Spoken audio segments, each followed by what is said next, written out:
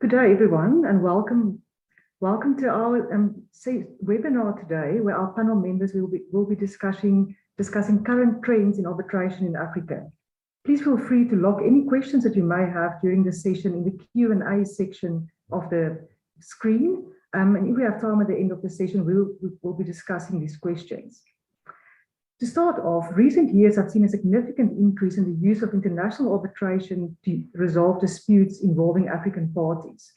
Although the International Chamber of Commerce and the London Court of International Arbitration still dominate international arbitration in Africa, there are currently more than 100 different institutions of varying sizes in Africa that deals with arbitration. A 2020 survey has found that the top 5 arbitration centers in Africa include the Kigali International Arbitration Center in Rwanda, the Lagos Court of Arbitration in Nigeria, and whereas the Mauritius Arbitration Mediation Center also remains a very high-profile center.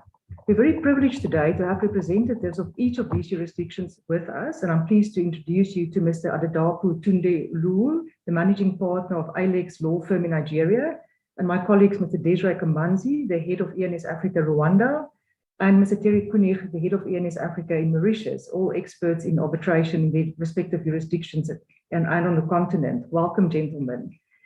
So our discussion will be an interactive discussion between the panel members, but I would like to start off by asking each of the panel members to give a brief overview of the arbitration centers in their various jurisdictions and the current status of it. Can we start with you, Terry, please? Thank you, Celia. Hello, everyone. Well, Mauritius has 2 financial centers, one which is under the Mauritius Chamber of Commerce, which is called MARC, and the other one which is government funded, which is called MIAC, the Mauritius International Arbitration Center. Both centers are, how would I say, international level. They both have advisory boards with, as board members, top international arbitrators. For MIAC, the Permanent Court of Arbitration in The Hague is the Secretariat. This is offered free to Mauritius. So in case of any dispute regarding the appointment of arbitrators, fees and so on, and this is dealt with by the Permanent Arbitration Court, Secretariat rather. The Mark 1 is more inclined to deal with domestic arbitrations, but it has also an international arm to it. It is also have, like MIAC, Mark has all the up-to-date, state-of-the-art facilities for arbitration. And what is important is that both have rules. One is based on the London International Commercial Rules. The other one is more based maybe on the Paris one, but these are independent rules. And they both are, how would I say, under the umbrella of the International Arbitration Act. And maybe I will be able to talk a little bit more on the International Arbitration Act later on. Thank you, Terry. Adedapo, I've noticed that Nigeria seems to have a whole host of different arbitration options and centers. Maybe take us through the most important ones that you work with. Thank you for the brief introduction. We have about 7 functional arbitration institutions in Nigeria. I'll just run through a couple of them. The Lagos Court of Arbitration, we have the Lagos Chamber of Commerce International Arbitration Center. We also have the Institute of Construction Arbitrators, the International Center for Arbitration and Mediation. In Abuja, we have the Maritime Arbitration Association, and also the Regional Center for International Commercial Arbitration. All these institutions have tailored dispute resolution solutions and assist businesses in the resolution of their disputes. Some have rules. For example, the Lagos Chamber of Commerce International Arbitration Center has its own rules. They have excellent facilities for hearings. They also provide training and workshops for arbitration practitioners. They also offer secretarial and administrative services in support of arbitration. What I would say at this stage is that Nigeria has a very vibrant arbitration community, and these institutions have been very helpful in developing the culture of arbitration. Thank you, Adedapo, and Desiree, over to you to talk a bit about the Kigali International Arbitration Center, please. Thank you, Celia, and thank you to everyone here. So the Kigali International Arbitration Center was established in 2010. That's when the law establishing the KIAC, was enacted, and it was an initiative of the Private Sector Federation, and of course, with lots of support from the World Bank, but also the government of Rwanda being behind the whole initiative. So at that time, of course, appointing the secretariat, or working on the rules. So in 2012, that's when the rules, of KIAC, were also, put in place. And that's when they started hearing the first cases. So as of now, KIAC has heard close to 190 cases in its 9 years of existence. It has different panels. There are panels of mediators, we have panels of adjudicators and a panel of arbitrators. This one being made of international arbitrators as well as domestic arbitrators. We have 58 domestic arbitrators so far. This is a date, as of June 2021. We have 76 international arbitrators, registered with KIAC as of June 2021. Mediators, we have 67, and adjudicators, close to 40. Then, when you go into the different cases, that KIAC heads, you can go into all the areas of business you can think of. But, I think this is something that will come later. But as a quick introduction, I thought this is what we can share on what KIAC is as of now. Thank you. Thanks, Desiree. You touched on the number of mediators and arbitrators, and I know when we had our initial conversation, Terry has raised some concerns about the shortage of African arbitrators, particularly. Is that something that you're experiencing in Rwanda, or are most of the arbitrators that you deal with Rwandan citizens, or are many of them foreigners? Thank you, Celia. It's not that Africa lacks arbitrators. In a way, I think the question will be whether African arbitrators are trusted as arbitrators, for them to be appointed. And that's, of course, a totally separate question. If you look into the membership of KIAC, the majority are, of course, Rwandans, and the majority are mainly lawyers. But of course, we do have engineers, we do have architects, we do have a few economists and a few accountants, but the majority are lawyers. So it really goes with the whole knowledge of what arbitration is. Now, if you look into those international arbitrators, again, while we have a lot coming from Nigeria, Kenya, in the neighboring, in Africa, we also have a lot coming from Europe, who are members of the international, on the panel of international arbitrators in Kigali. So I would say, yes, we do. The ones we interact mostly are African arbitrators, but generally, it's not that there is a lack of African arbitrators. The issue is that those African arbitrators are not used a lot when it comes to arbitrations involving Africa. But I'm sure this will be a debate we'll have later. Sure. And Terry, and I think this is a point that you raised earlier. What is your experience? Do you have a similar experience than Desiree, or do you see something different happening in Mauritius? Thank you, Celia. This issue was raised at the first time when the ICA conference was held in Mauritius, and the United Nations, Ban Ki-moon, who was in Mauritius, presiding this conference, stated that out of 100% arbitrations, nearly 35% came from Africa, and only 5% of all the arbitrations involving in Africa were African arbitrators. And that was a proportion which was not acceptable and had to change over time.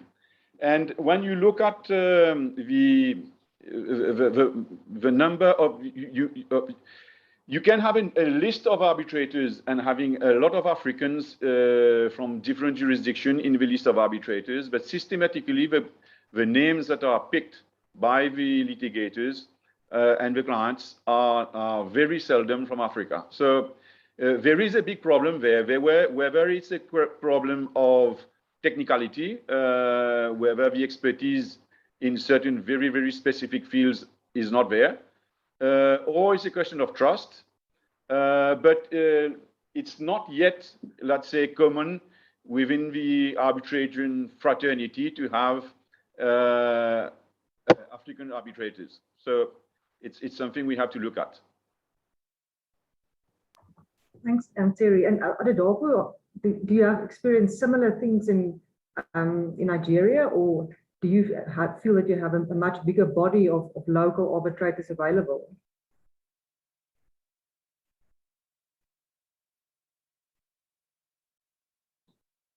Adedapo, thanks. He's on mute. Yeah. I agree with Terry and Desiree to some extent. I don't think there's a shortage of African arbitrators, but I think there's a lack of adequate recognition of African arbitrators, and this has led to a lack of appointments. The skills are there, at least in Nigeria. I can speak for Nigeria. I think the skills are there. What we need to do is to ensure that these international arbitral bodies get to appoint more Africans in panels. There must be inclusiveness of Africans. Most of the disputes arising out of Africa are taken abroad. They will be determined by foreign arbitrators. But I think with the expertise we have in Nigeria is sufficient. All we need to do is to ensure that more Nigerians or more Africans get appointed to these tribunals. And so it also applies to female African arbitrators. I see that there's a shortage of appointments for female African arbitrators. Oh, thanks. I think that is an important point there. So, Adolfo, have you been seeing a significant increase in arbitration happening in Nigeria itself over the recent years? And which type of cases are typically, heard by the arbitration bodies in your country? Is the focus on domestic arbitration or international or investment treaties? And what do you see as the main focus of the most recent cases? Most of the disputes arising out of Nigeria are oil and gas, energy based. We have a lot of those disputes, and we also have a lot of disputes arising from breach of contract. In the past few years, there have been a lot of investments in Nigeria. You have the Dangote refinery, you have the Ibadan-Lagos railway expansion project, the various railway projects in Nigeria. So there's been an explosion of investment activities in Nigeria, and with a lot of investments also come disputes. So the disputes have been energy related, then you also have disputes relating to breach of contract. So we're quite active in these areas in Nigeria. Thanks, Adolfo. And Terry, what is your experience as to the type of cases that are the most popular to be heard by arbitration bodies in Mauritius? Yes. The large part of the cases we see is from international arbitration under UNCITRAL and enforcement of arbitral awards. We also have a lot of investment treaty arbitrations, which we are seeing now. This is being more and more popular. Obviously, Mauritius being a financial service center, the enforcement of arbitration, international arbitrations, is a big part. So that setting aside of international arbitrations is commonplace. So I would say investment treaties and enforcement of international awards are the two main areas. Thanks, Terry. And Des, is that the same for you, or do you have a different experience? No, I have a different experience. For the case of KIAC, if you look into the statistics, the services will be the one topping up. So we're talking of international arbitration here, but the majority will be service contracts, disputes related to service contracts. And then in second position, you get the construction and engineering. When it comes to the enforcement, we don't deal with them, with the KIAC. Those are matters that will actually be taken to court. Interesting. So, what do you, how would you kind of market, say, the Nigerian arbitration centers to clients? What would you kind of describe as the particular benefits that there are to using local arbitration centers instead of the international arbitration bodies? What have you seen, and what is your experience in this regard? Well, if you use a center in Nigeria, for example, it's cheaper it's cost effective and cheaper for the African arbitrator. We cut out labor costs here are quite cheaper than similar services abroad.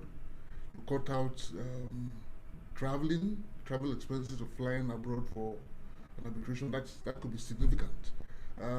Also, even for simple things like transcription, we found out that even local transcribers better understand local intonation, so you get better transcripts and faster. So for those simple reasons, I think it's better to use a center in Africa for an African arbitration rather than going abroad. That definitely makes sense. I think the cost savings is definitely a huge benefit. Terry, have you seen any other benefits of using the Mauritian centers instead of international bodies? Well, obviously, cost is way ahead of everything else. But I think that also enforcement, it's very nice to have a very nice award, but if it's difficult to enforce. So when you have a jurisdiction with a seat where you have very, very robust provisions for interim relief, which the court can assist arbitration, You have very robust provisions that will force the courts to go back to the arbitration and not to the court. Where you have, when you finish the award and you want to enforce it, seizure proceedings, which are can be very easily done. These are major factors. Today, with the COVID, everything is now done remotely and by electronic means. But prior to COVID, visa was a very important problem across Africa. And so Mauritius was a very attractive place because people could come to Mauritius without the problem of visa, especially witnesses and so on. But nowadays, this is less important because we can do everything remotely. Sure. And Thierry, what challenges do you find that African arbitration centers may be experiencing as compared to the international centers? Well, the biggest challenge is that the business community is used to the major centers, which are London, Paris, New York, Singapore, Hong Kong. And it's very difficult to break into this habit and to be able to have because it's a chicken and egg. You need experience. You need the number of cases to be attractive, and you have to start somewhere. So for the time being, there is such an amount of arbitrations and experience in those big centers and quality that it's difficult for jurisdictions in Africa to challenge. But then, as we go along, and the cost and the experience is more and more in Africa, we see a desire, especially from governments, to bring back the arbitrations into Africa. So that's a good sign. It is great to get that support from governments to actually market internationally as well. There's an experience in any other challenges specific that may be particular to Rwanda, or is it also the general issue that Thierry mentions? I think the issues are mainly similar. It's also about the education of the private sector and the belief that arbitration is really the way to go, the best way to go. So this takes time. Your private sector may not really be that sophisticated and believing still that maybe the court will be in a way cheaper, although taking long. They don't necessarily all understand that if you're getting, somebody, an arbitrator focused in looking into your matter and with a certain expertise, which you may not find in court, that is actually lots of, time saving. So I think it's mainly, the belief that the private sector, which should be the one benefiting from this arbitration center, to understand and really get arbitration clauses in all their contracts.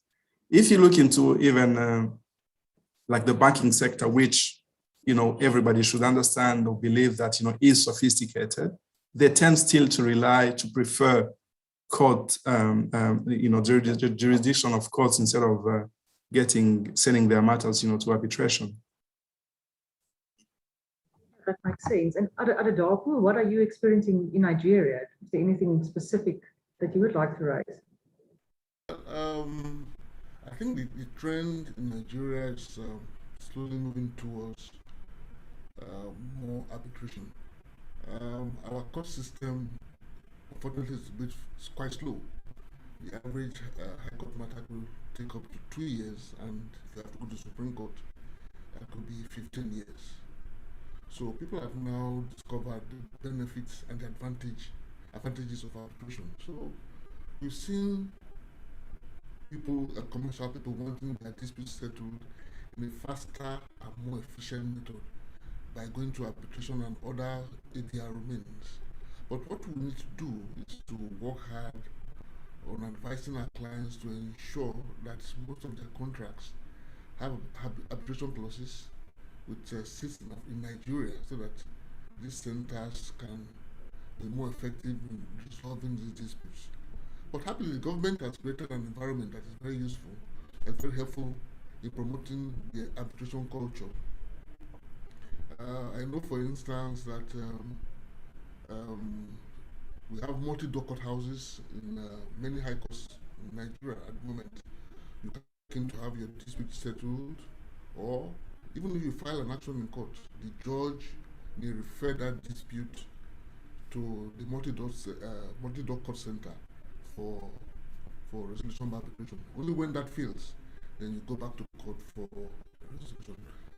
So I think the centers are going to thrive, but lawyers also have a role to play in ensuring that these contracts we prepare have the appropriate arbitration clauses. Yeah, that makes sense. Adedapo, I don't know if it's possible to turn up your sound a bit, maybe. I think you're a bit faint. I don't know if it will help, but thanks. So maybe while we're chatting, I think one of the points that have come up quite often recently is how supportive governments actually are of arbitration. I think in some countries, even though they allow arbitration, I think in practice, they're still trying to push any disputes to the normal court system. What is your experience with the Nigerian government? Are they specifically and practically supportive of arbitration, or is the preference for them still to resolve disputes through the normal court systems? I think the system, the government actually promotes arbitration. I'll give a simple example. A few years ago, the Chief Judge of Nigeria signed a directive, issued a directive to all the high courts in Nigeria, and the aim of the directive was to ensure that courts enforce arbitration clauses. Prior to that directive, what we used to see was that people rush to court, jump the queue and rush to court instead of honoring the arbitration clauses.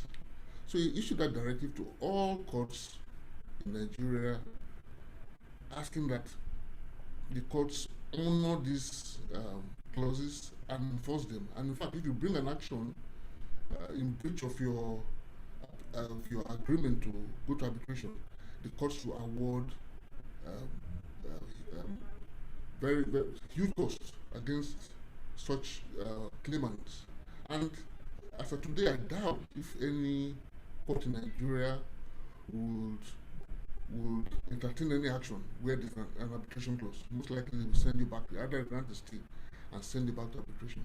And in addition to that, even this year, the Supreme Court gave a very, very emphatic judgment on arbitration.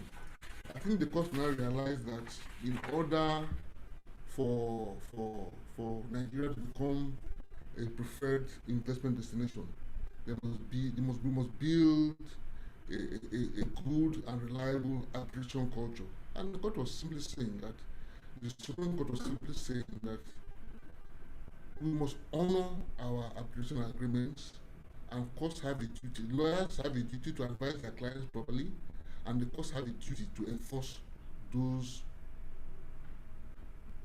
clauses. So that's been what the Supreme Court has said even as at early 2021.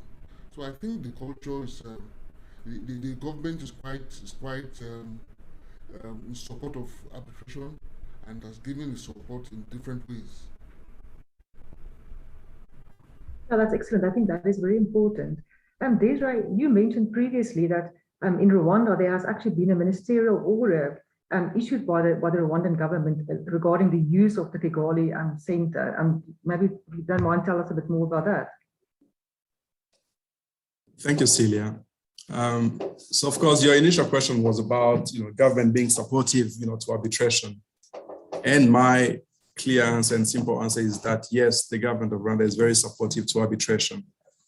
Now, you can think of the initiatives, of course, them pushing. I mean, all of this was World Bank money. World Bank does not deal directly with, the private sector. So it's always, something channeled to help the government or the development of, the private sector.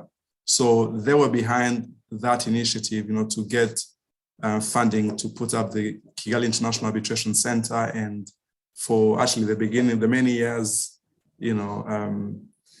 of KIAC life, it was mainly government supporting the KIAC.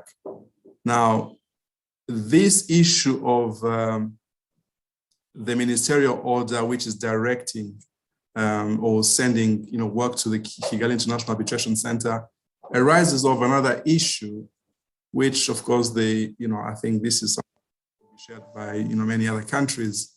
Before the establishment of KIAC, and of course government was trading, there were plenty of contracts which were being signed. So you'll find contracts signed, being subjected to the laws of England and Wales. Of course, this is a minister who does not even a technician who does not even speak English, leave alone understanding the laws of England and Wales. Of course, the seat will be, London, the rules will be those of the LTIA, or you go to ICC in Paris and all of that. So it came from that experience that the government was going for very expensive, arbitration cases. Of course, the arbitrators, before those centers, will be paid enormously high. It's something, of course, the seat will be that. So there are plenty of issues, which one of the solutions was to come up with an instruction, because again, the reality is that, most of the biggest contracts, in our countries, maybe the likes of Nigeria will be different, but, like for Rwanda, the biggest, contracts will be if you go into extraction of, methane gas, electricity generation, if you go into the buildings of an airport or things like those are government contracts. So to avoid all those surprises which were coming with, those centers which rules you do not understand, and likely to be very expensive, in case of a dispute, the Minister of Justice, of course, having had discussions with other members, came up with a regulation instructing that all government contracts will have to be subjected to be put, we get a KIAC arbitration clause and be handled by the Kigali International Arbitration Center. That is since 2014, and the ministerial order, of course, still provides for an exception, but that exception can only be granted by the Minister of Justice or Attorney General. So since then, of course, you can see whenever there are disputes, involving the government, they'll be taken before the KIAC. And that has, of course, helped the center in developing and getting, all that expertise. No, definitely. I think it makes sense for the government to support their own initiative. So do you have any indication of the number of government cases that have been heard by KIAC since 2014? I didn't get the numbers right, but if I look into the 188 cases which have been, put before KIAC since 2012, I would say it's not the majority anyway. It's not the majority. Because we're also involved in a few arbitrations, but some of those maybe were there before the establishment of KIAC, or have been subject maybe to such an exception being granted and be taken to another forum. But I think it will be, if you think of the cases that will have gone before the government, you'll be in the maximum, maybe 20% of those cases, or even less. Okay. Yeah.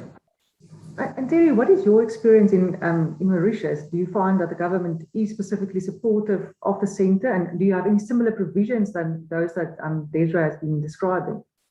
No, the Mauritius government is very, very supportive of arbitration. We introduced the International Arbitration Act, which forces first of all, prohibits the domestic law to be applied. It forces UNCITRAL law and case law to be applied. There is designated judges who have been trained in arbitration to make sure that any arbitration-related case goes to them. We have also the Code de Procedure for domestic arbitrations, and both the International Arbitration Act and the Code de Procedure, both of them apply the competence principle, so that it's for the arbitrator to determine its own jurisdiction. So you cannot try to circumvent the arbitration clause by saying it's outside the scope of the arbitration, and you rush to the court to say, oh, the dispute is outside of the scope of the arbitration clause. So you can't do that. So you have to. It's the arbitrator who decides on the scope of the arbitration, and it's called your own bootstraps. So it's at the end when the arbitrator has already given its award, and on the enforcement, but you can try to arbitrate on jurisdiction. So the short answer is yes, government is extremely supportive of arbitration. Oh, that's good news, May. So, Terry, when we chatted previously, you mentioned a very interesting landmark case in the Betamax decision that have quite a specific impact on arbitration in Mauritius and elsewhere. Please tell us about that. Yes, well, that's an example of government going into arbitration. For those who don't know the background of the case, Betamax was a contract, a 15-year contract, which the State Trading Corporation gave to the company Betamax for the build, supply, and freight of petroleum products. In 2015, the government terminated the contract on the basis of illegality, stating that the Procurement Act had not been, there was no bid exercise, so that it was an unlawful contract. The matter went to SIAC in Singapore, and the panel was presided by Lucy Reed, and Lucy and the panel gave a judgment where, first of all, they said that they had jurisdiction to determine on the illegality issue. That in the circumstances, there was nothing which prevented the contract from being performed. There was no force majeure, and they awarded very substantial damages for wrongful termination of contract. When the matter came to Mauritius for enforcement, there was a setting aside application which was made by the government to the Supreme Court and the designated judges of the Supreme Court. And the Supreme Court found that since the initial contract was illegal, the award of damages to ask a Mauritian company to pay damages on something which was illegal was against public order. So there was an appeal to the Privy Council, and the Privy Council stated in a very important judgment, which will have, I believe, repercussions and be the landmark judgment internationally, that once a tribunal, an arbitration tribunal, rules on illegality and on public order, unless there is fraud or some vitiating factor in the arbitration, the local court or the enforcement court is not allowed to reopen the issue and is bound by the issue. So the Privy Council quashed the decision of the Supreme Court, and so the government had to pay 5 billion rupees to Betamax, and it's a fundamental judgment regarding illegality and public order, so that it shows that arbitrators and tribunals are empowered to rule on illegality and public order. That is quite important, nee. Adedapo, have you been involved in or know of any specific interesting recent cases that was heard by your arbitration centers in Nigeria? Yes. There's the Metro Line decision where an award was given by tribunal, and the losing party sought to set it aside. The Supreme Court was quite firm in its judgment that counsel and the courts must be very careful in setting aside awards. Once the award is good on its face, it must be enforced. And if I might read a few words from the Supreme Court judgment, the court, I quote, it says, "It's time litigants fully understand respect and appreciate the nature of arbitration agreements they fully enter into. It's the duty of counsel to explain the nature of these agreements and not to encourage their clients to disregard them when they get unfavorable awards. We should always bear in mind the importance of respecting arbitration agreements, more so those that have international connotations. Building up and sustaining a global respected dispute resolution system are major steps for the growth of our nation into a preferred investment destination. Quotation close. I think that statement by the Supreme Court was quite emphatic and was a big boost to all arbitration practitioners in Nigeria when it was made early this year. So that's probably the most important judgment to receive this year from the Supreme Court as regards arbitration. There seems to be a big push towards support for arbitration from all different levels of the government, which is very positive. Yeah, certainly, yeah. Des, do you have any specific interesting cases that you'd like to share?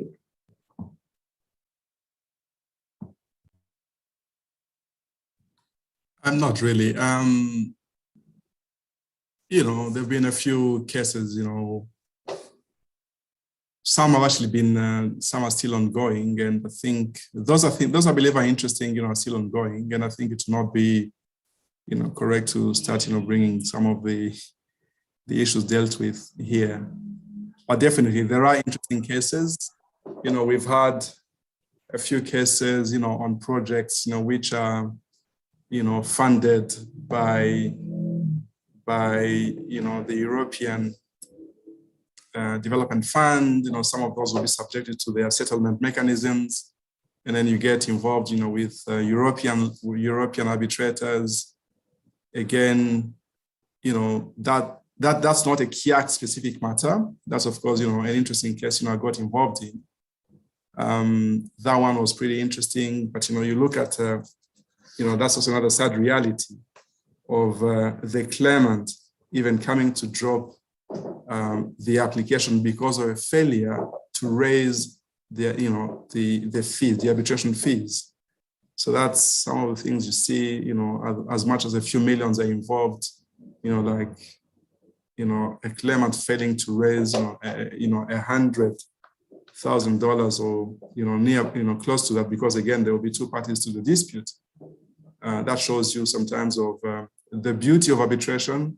Maybe this person realized that, maybe the claims were not to be entertained, and they felt like, maybe it was a bit of an imprudent thing to put in some good money against maybe something, which, you actually at the, that may not really go in your favor. But of course, that's maybe not something will be discussed today, but you've heard of funds that can actually purchase, that can fund you, third-party funders that can fund an arbitration case. That is also something maybe if, this party, thought the claims were serious and they had a chance of winning, they could have maybe considered, those party funders to fund the arbitration and maybe for them to pursue this matter before arbitration. Oh, interesting. Yeah. Sorry, Dave. No, I'm done. Thank you. I think there are a number of law firms from other jurisdictions attending our discussion today. So, Terry, if I can ask you maybe to start, what advice do you have for law firms on how they can get involved and what role they can play in arbitration, maybe in their own countries, but also on the rest of the continent? And what advice do you have? I don't know if I can give an advice, but what we see is that arbitration is getting more and more specialized. And you cannot just do international arbitration. It's time consuming, it's specialized. So you need to have to form the youngs in your firm. You need to educate them, they need training. They need to go and sit in international conferences and seminars. They need to be up to date. UNCITRAL case law judgments are not the same as domestic and local law. For example, just to take one example, public order is domestic public order, international public order is totally different. So these are things that you need to master and master well. How cases are presented, you need to have capacity, you need to have capability, and to be able to deliver proper international arbitration services, you need to set up a proper sort of department of international arbitration. This is what we have done in Mauritius. The two more senior litigators who are at the firm in Mauritius, who act as arbitrator or experts and so on, have formed the juniors. The juniors have done training, a specialized training, and it is very, very focused at our firm. And this is something which gives you the edge, and to be able to, because it's time consuming in international arbitration. It's heavy. So this is, if I can say, the advice within the inverted commas, which I can give. Well, that's very useful because you obviously have the practical experience. Adadapo, any advice or guidance from your side for other firms that would want to get involved in the arbitration space on the continent? Yes, just like Thierry said, training is quite important. Law firms must deploy their resources towards training younger practitioners. They can also, they must support the arbitration centers in their various countries. That's one way of growing arbitration. They can also continue to advise their clients to insert arbitration clauses with African countries as seats in their contracts. And also, like Nigeria, they can also support the various amendments to the National Assembly to reform our Arbitration Act. So these are various ways law firms can assist in developing arbitration in Africa. Thank you. That's very useful. I think while we were chatting, I saw that there has been a question that came up regarding the funding of arbitration, and you actually touched on that. So I don't know if you maybe want to talk a little bit more about where this funding can come from and how does that normally work? Yes, no, happy to do that. Donald, thank you for that. So there do exist, a few third-party funders. These are mainly, they have made it a business. So you have a few equity funds, being behind them. And then they look, of course, made of lawyers. The lawyers will be the ones, receiving these applications. They'll, of course, look into the merits of whatever claims a party has put before them. We've actually been approached by, a third-party funder, trying to look into the merits and obtain like a sort of opinion whether this case, that had been put before them was to be entertained. But in that specific instance, we were conflicted and could not assist. But they go through all that exercise to really know there are chances of winning a given case, and then decide to go into their wallet and fund the whole exercise. So the case has to be serious. Of course, the one applying has to motivate and convince the third-party funder of the merits of their case, of course, the difficulties around maybe obtaining finance, or maybe they've started, maybe the matters have now gone very far. It requires lots of money to be pursued. And then the funders will, of course, go to their boards or to their committees to seek, a green light to fund such an exercise. What very sure, maybe Adadapo and Thierry will be able to comment on that, is now, of course, there is an element of risk, because again, you may fund, but again, nothing guarantees that you're going to win a given court case. An arbitration case. Now, when an award comes and maybe it comes in your favor, There is, of course, a huge percentage that goes to the funder. Now, which proportions, I think they are negotiable, but I don't know those, but I think it's pretty a lot, that goes to them. And, it's not like a loan you would obtain from a financial institution. It's bigger than that. They'll take much more, and only those that will be desperate or really having no other possibility will be the ones approaching the third-party funders. Interesting. Adolfo, any comments from your side on this? Do you have any specific experience maybe with this funded arbitrations? In Nigeria, third-party funding is regarded as champati and maintenance. So it's not occurring in Nigeria at the moment. But the bill before the National Assembly that seeks to amend our arbitration law, national law, has provisions for third-party funding.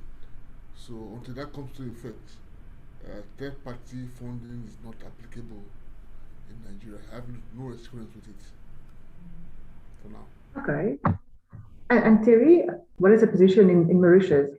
Yes, this is something which is very popular at the moment. There are a lot of, but it's not only arbitration funding, it's litigation funding generally. It's not only the arbitration, but it's also litigation side. And you have litigation funds, which are set up specially for that. We are in the discussion for a $150 million African litigation fund to assist in litigation for those who don't have the capacity and the weight to go into these types of litigation, which will be sort of class actions and things like that, which is very expensive, and the people don't have the muscle to be able to do it. Now, there are different types of litigation funding. It can be that the funder takes on all the costs linked to the arbitration, and then there is a sharing of the award or the judgment, or even the recovery. Finally, that happens, like Desiree was a little bit explaining. There is also a different type of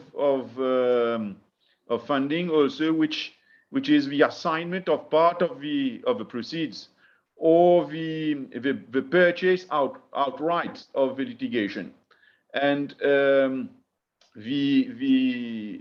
funder buys all the contracts and the rights, and it is the litigation fund which sues, and obviously it buys for a fraction.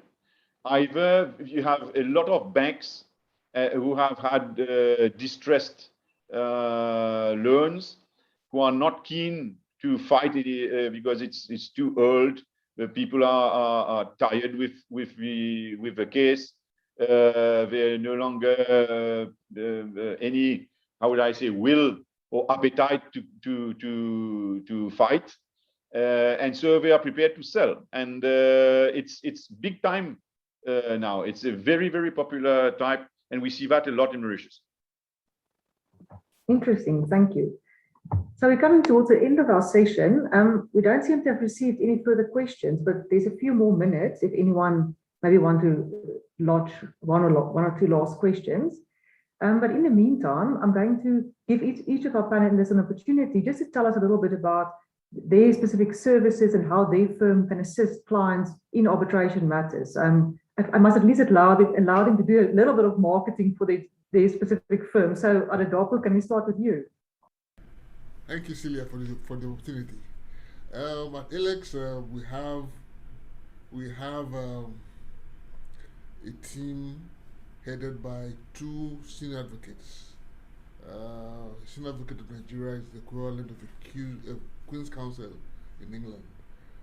Myself, I'm Mr. Adekoya, head the team. We've been involved in many high-profile and high-value commercial disputes in Nigeria, mainly in the oil and gas and energy sector. Our firm our arbitration group is consistently rated as first tier from most of the directories. With our expertise, we are able to achieve favorable outcomes for our clients, even in the most complex of disputes. Most of our lawyers in our team are called in other countries. We have lawyers called in Ghana, we have lawyers called in the UK. We have 4 offices in Nigeria, Lagos, Abuja, Port Harcourt, which are the main commercial centers.